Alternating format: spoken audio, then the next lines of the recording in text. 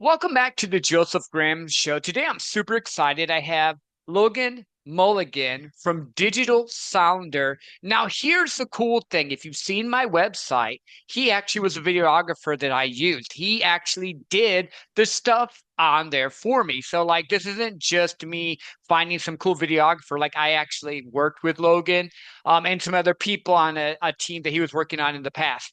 But since then, dude, you actually have branched out, started your own business, got married, done a lot of cool stuff. But tell us a little bit about how did you even get into? It's not like, you go to school and like, I'm going to be a videographer. Normally they're like, I'm going to make films or whatever. How did you even get into this thing? Yeah, man, I kind of did take the traditional like film school route at first. I quickly realized that it wasn't my jam. Uh, I loved, I still love movies and all of the nerdy filmmaking stuff, but I really wanted to solve a problem that was more than just like stroking an artistic ego.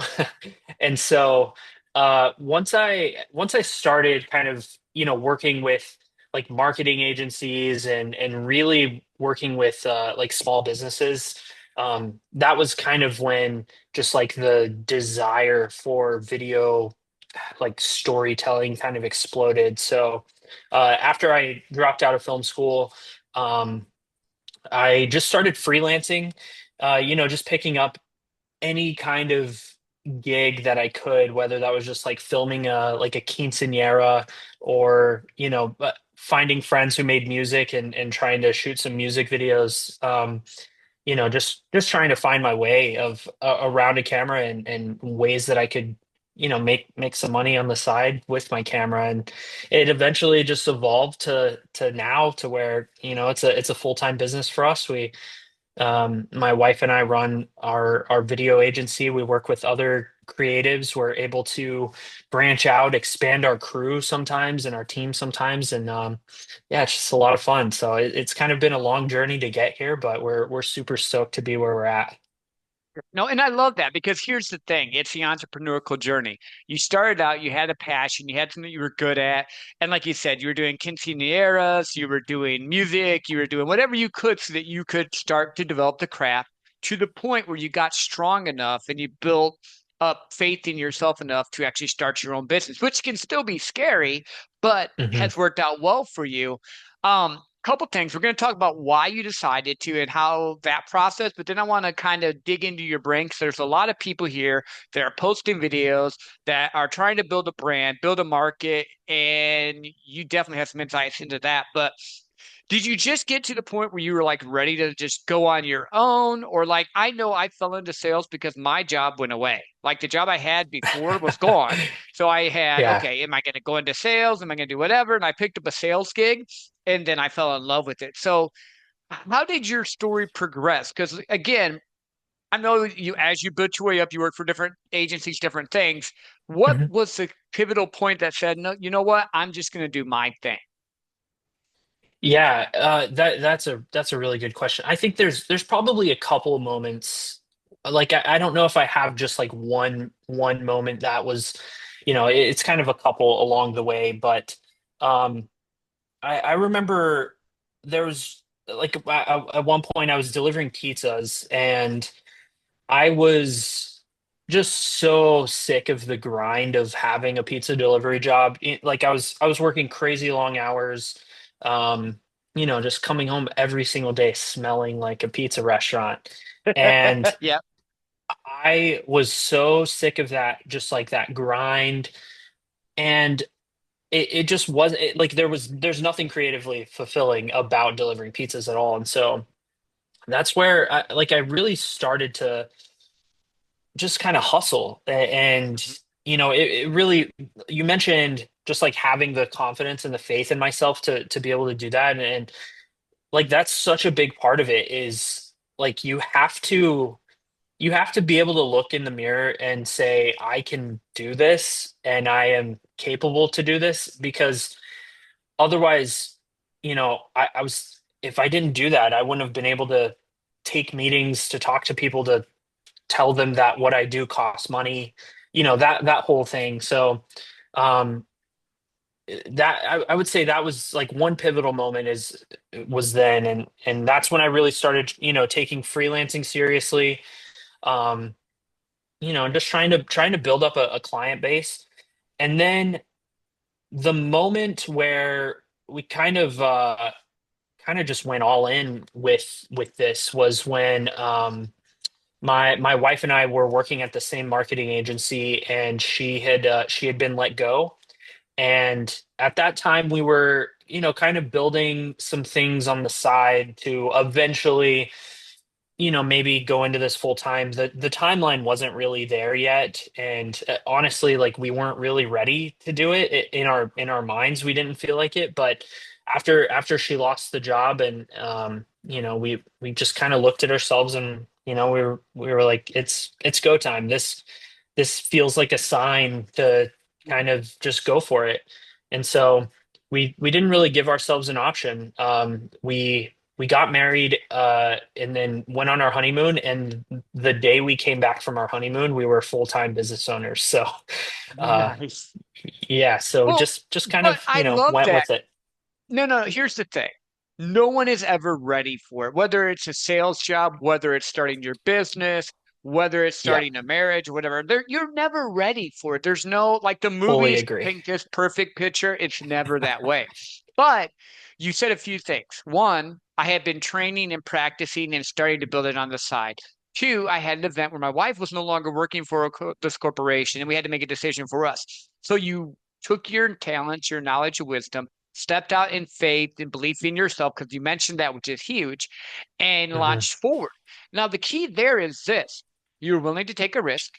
You knew you had the skills. All you had to do now was find the right people. So let's segue into that, because this is where a lot of people are. They might have the Hmm. right skill set, they might have the ability to do it, but they haven't bet on themselves or found the path to do that. And you're a videographer, so Yeah. you document stories. How do you help people go from an idea that they come to you and say, "Hey, Logan, I want to start XYZ business. This is my plan." You listen because you're gonna make sure it's good. You're not gonna give them shit because you're like, "No, bro, that won't work." You know what I mean? How do you help Yeah. them start to craft the story and build the brand? Because I think from my point of view, and I'm big on sales, but my point of view Yeah. is I'm good at what I do because I built my brand and people see me and associate me with it now. Yeah. Yeah. 100%. I think, it really comes down to what is that person's personal story, because that's something that you don't have to create.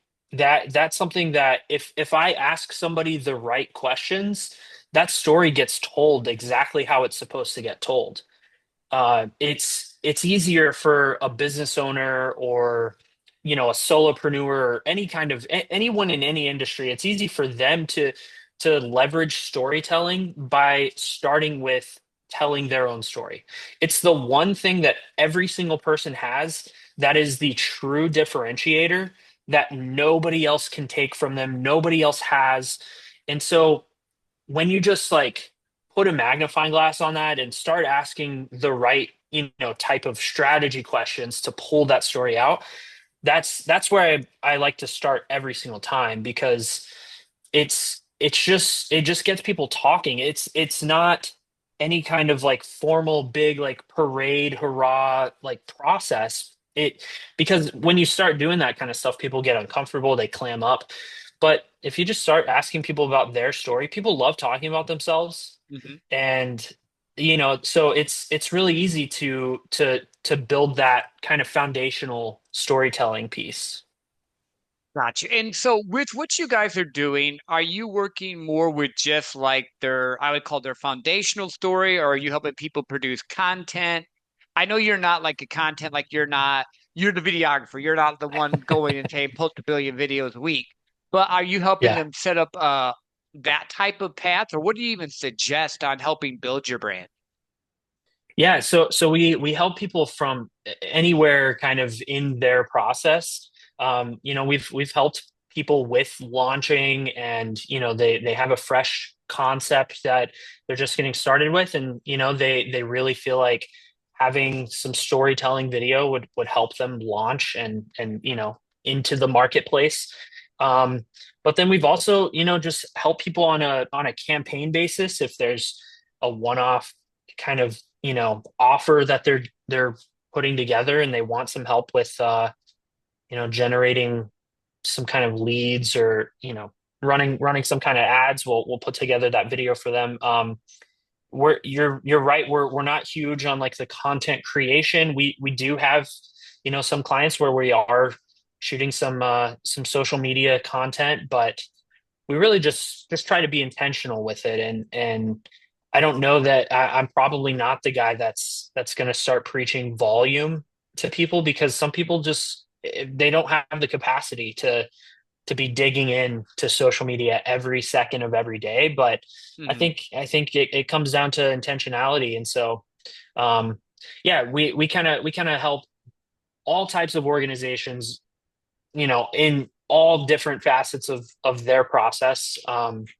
If somebody does come to us and they need a full package of, they're starting fresh and they need everything, then I'll build them a package, no problem. It's something I've done before.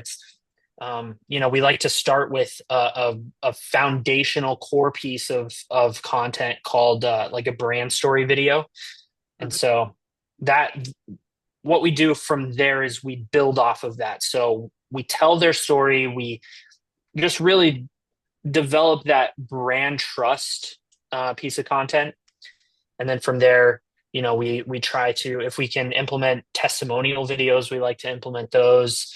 Um, and then, a lot of times they'll come to us later and say like, "Hey, I keep getting asked the same question about my service or my product. Like, I think we should put a video together." And so we'll do a lot of that too. So it kind of ranges. I don't know if I actually answered your question, but No, it no, kind you of did. You did. ranges You did. across the Because board. here's the thing that I think a lot of people don't catch. Online, we see a lot of people that are online entrepreneurs. They do all the work online. But I know you, and you deal with a lot of small businesses in like the Dallas Fort Worth area and other places. But some of them Mhm. don't need to post online all the time, but they need a video for their Yeah, website, or they need a video for like speaking reels, or they need something like that. So I think it's knowing your that's right. clientele too. And I think with my experience with you is you're very good at pulling that story out, but you're not trying to be an online agency that's going to do content for them on the day. That's not what you're doing. You're Mhm. actually a storyteller and you're helping them come out with their stories for their websites or maybe for their social media pages. So, and I think a lot of people listening here actually need to think about what their target audience is because all the gurus Mhm. online are going to tell you, you got to post, you got to do this, you got to do this. Well, if your people are in your neighborhood, maybe having a cookout would be a better option for you, or having a Mm, website that you can send them to saying, hey, this is a service, this is a problem, and going from there. I mean, is that kind of that's been so your good. experience? Yeah, yeah, 100%. Yeah, like I said, I probably won't be the guy that's going to tell you to post a million times on Instagram because if your audience isn't on Instagram, I mean, I do generally believe that everyone does need some kind of social presence. Hmm. You do need to have some kind of online presence in some kind of capacity.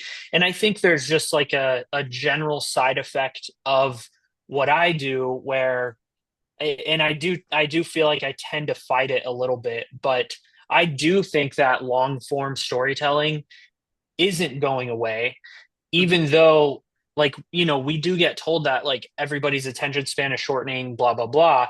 Short form content does win in the games of attention, but I still think long form storytelling holds such a special place and really does a great job of building a good relationship with an audience, whereas a short form piece of content doesn't do that, or it takes a little bit longer, or you need more pieces of content to do that. So Hmm. but I think you're absolutely right. You definitely need to know your audience, but you also need to know just your capacity for resources and time. If like I'm not going to be the guy that tells you like hey, like you have to hire me for $20,000 and we have to shoot 50 pieces of content. If you don't have the capacity for that financially, or if that's just not a resource that you're looking for, like I'm who am I to just be like, this is what you need? Like you have to know within yourself that like what your limits are for your Hmm. capacity for time and resources. That's not to say that I'm not going to consult people, and if I know the whole the selling mindset of doing something uncomfortable is usually the right thing to do, but at the same time, I want to be relational, Hmm. and ultimately I feel like it's my job to help people build their brand through storytelling video. The amount that we do and the scope of work that we do can vary within that. But I love that because again, we think the same way with sales. I'm not telling you you need to do X, Y, Z. I'm helping you solve a problem. So if your Yeah, capacity, if someone's coming to you as they want two videos, 30 minutes each, and it's $5,000. I don't know what his prices are. I'm making it up. You got to talk to Logan on this. I don't know what that is. I don't care. He's worth the money. I'll say that. But if you're doing that, that's way better than going, oh, it's 30,000 and get you 50 videos of content if they don't need that. And the other thing I think yeah, people forget is the short form just brings you to the long form. This yeah. podcast will be cut up into reels. This is a long form video conversation we're having That's online right. right now. I'm going to do probably 5 to 10 reels to get someone interested, but they're not getting the whole context. And context is That's key. right. I might say something to catch your idea, but that doesn't give you the whole story. I'm just trying to hook you to come to the Mm, long form. You need the long form. The long form is it's where you can lay the foundation and build the relationship. So I love that. I think too many times people get caught up in, oh, I have to do it this way or that way. How do you help people find their own voice? Because there's so much noise and mm, maybe even thoughts, I have to be like Hormozy or I have to be like Andy Frisella or whoever your person is. yeah. No, you have to be like you. How do you help them get their voice out? Yeah, there's kind of an ongoing inside joke within just like videographers and like video marketing agencies that a lot of times we get hit up, and it's like one of those things, like if I had $1 for every time somebody mentioned that they wanted a video like the Dollar Shave Club, like video. Like everybody wants a Dollar Shave Club style video. It's cheeky, it's fun, but it's like if that's not the tone of that your audience is going to relate to. But I fully digress there. But I think the best way that we like to just help people find their voice is by just interviewing them. We shoot most of our videos. I don't want to say all of them, but I would say 90% of our videos are just interview style where we're asking questions. Um, it makes it more conversational, and a lot of times people maybe aren't necessarily camera trained, or they're just not comfortable in front of a camera, which is totally cool, but a lot of times they are used to talking to people.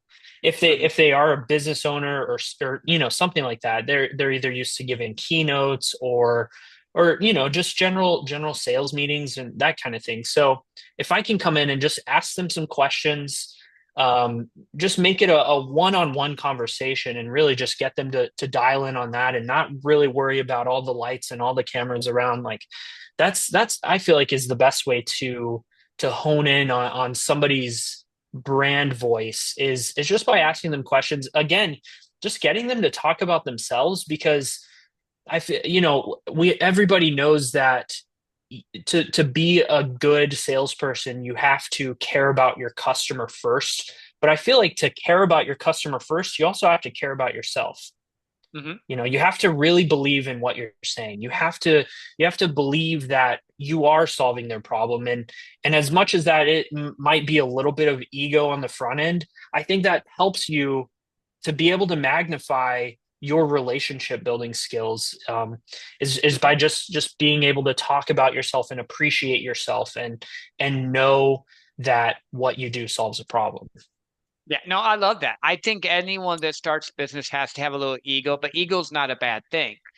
Being selfish in a lot of ways is not a bad thing. And that's not Hmm. like the bad word we have with it, but sometimes Right. it can be selfish if you take time to work out or if you take time to build yourself. But that's self-love because you can't always just give, give, give and get run over. You're not going to have what you need. And That's again, right. you're betting on yourself. 90% of businesses fail. Probably only 3 to 5% of people should even be doing a business worldwide. And of that, 90% of the times they fail and then they have to start over and go again. So it's a hard road. You got to have some ego. You got to actually believe in what you're doing or no one's going to buy from you. You have to know that what you say is going to happen and you're going to be able to deliver. So I Mhm. just wanted to kind of hone in. That's not a bad thing. If you didn't have that, we wouldn't Yeah, be talking because I that's know right. you know what you're doing. That's the difference. Like you're not going to buy from a guy that just bought a camera, has no idea what he's doing. Oh wait, I'm reading the manual, but I'm going to help you with everything I can. No, you're not. You're going to want to talk to someone like Logan that like says, no, no, move here. Hey, don't just relax. We're going to have a conversation. Yeah. It's all about like, trust, and believing in them. So I think that's a huge point.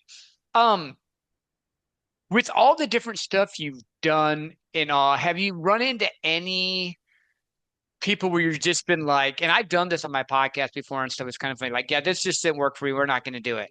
Like, have you ever run into that where you're like, I know it's money, but this probably isn't going to look good because, again, your name's going to be on it. And you're like, I don't want, my name is Joe. Logan did a video for me. I suck. It- Like, you don't want that going out there with your brand. Have you run into any of that so far or not really? yeah, I mean, there's been a couple, honestly, there was one recently where the footage just was like not good. And the person on camera was incredibly shy. Um, just overall, we left the facility and like filming with the client, and we were like looking at each other like, what are we going to do with this? Like, how are we going to salvage this?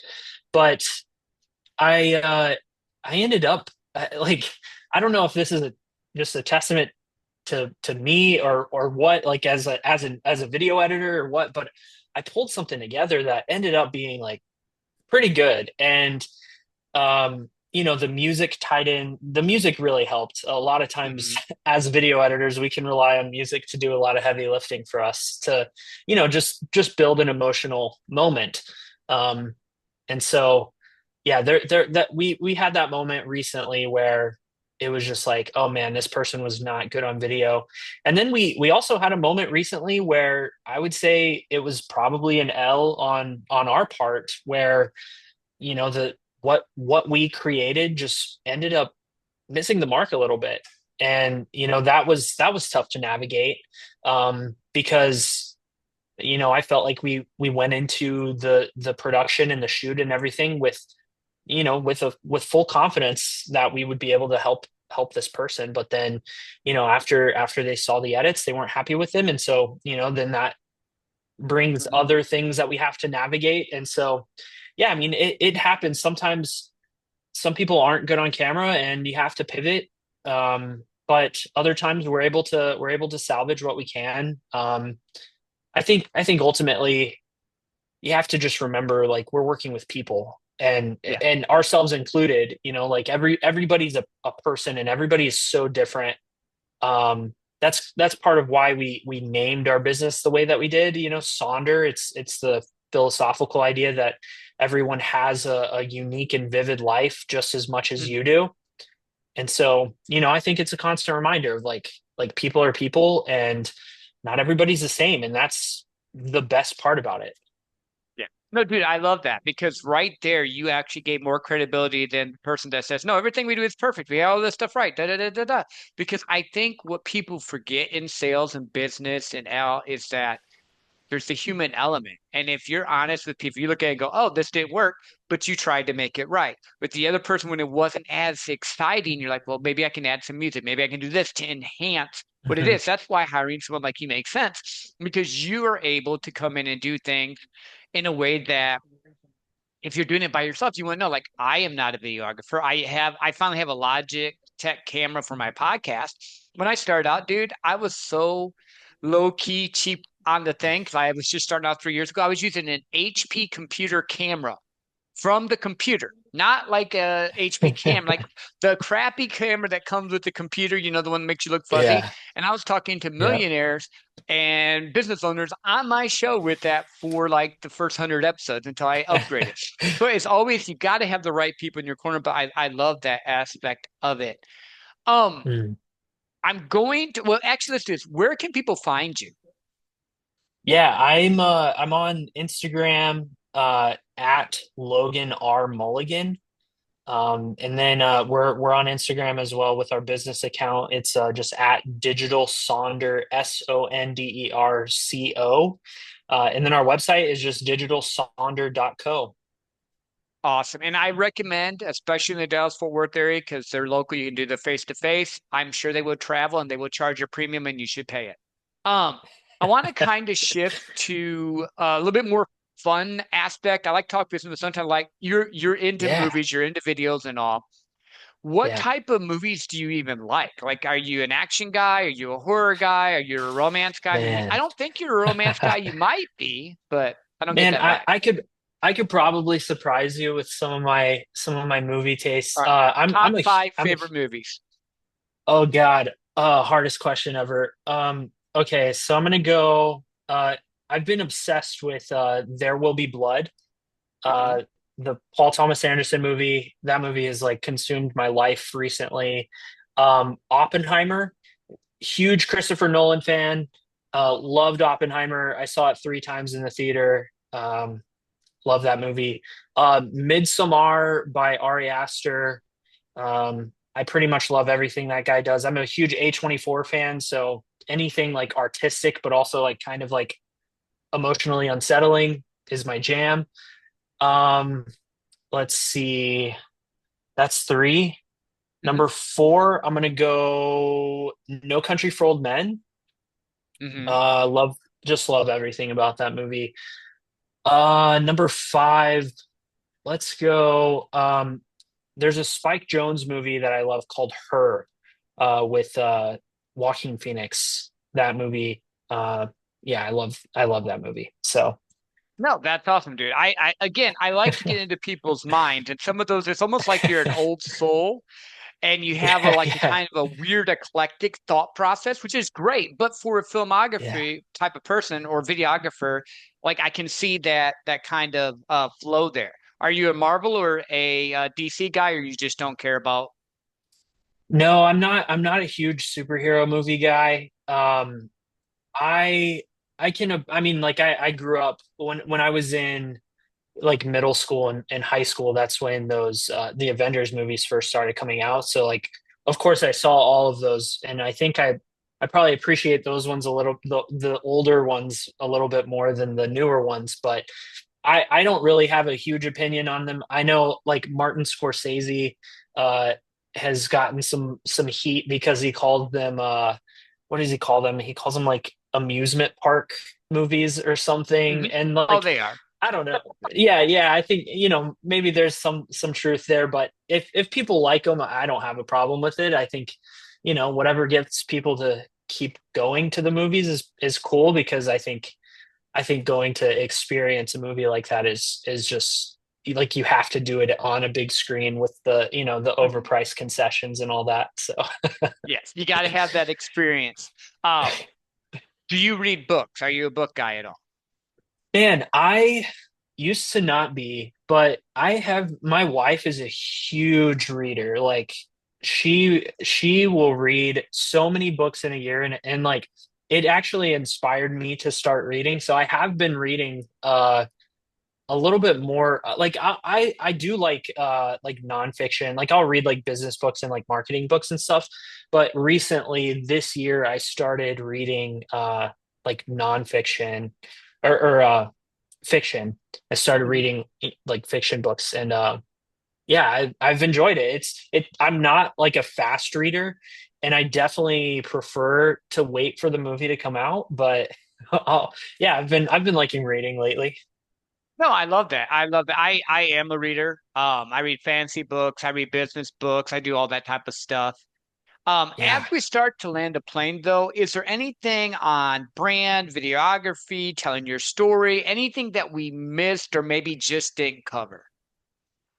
man, I think if anybody is interested and doesn't, if they don't understand the power of brand and why they should prioritize it in their business, I would recommend that they read and implement pretty much anything by Donald Miller. But Building a Story Brand is the book that I would say is like the North Star of a lot of the strategic pieces that we try to implement. So if anybody is just curious of like what could building a brand do for my business, read that book. It's a really easy read. It's super short. And then, try implementing some of those things that he talks about, and then start to have conversations with people like myself, that could really help you, magnify a lot of those strategies. Yeah, that's what I would say. No, I love that. And he said a key point there, guys. Read the book, but apply the book. So many of you read books, but don't do anything with it. If you don't do anything Yeah. with it, it wasted your time. I'm not talking about fiction books that just is good for your mind, but I'm talking about like Yeah, business, entrepreneur, that type of stuff. for Logan, I sure. appreciate you being on, my friend. I will have to have you come back on again. I'm super excited. And remember, guys, this isn't just someone that I found. This is someone that I actually used. If you go to my website, you're going to see he did the video for me. He told me to sit up straight, or I don't remember what you did, but I'm pretty good on camera, I think, most of the time, or at least I fake it till I can make it. But dude, I appreciate you That's being awesome. on here. And guys, share this episode, reach out to Logan and start building your brand because that's the one thing that can set you apart. He mentioned this at the beginning of the podcast. He said, your story is unique and different. No one else has your story. And your story is what will relate you to your clients, to the people you want to interact with, and the people you connect with. So until next time, go tell your story. The world needs to hear it.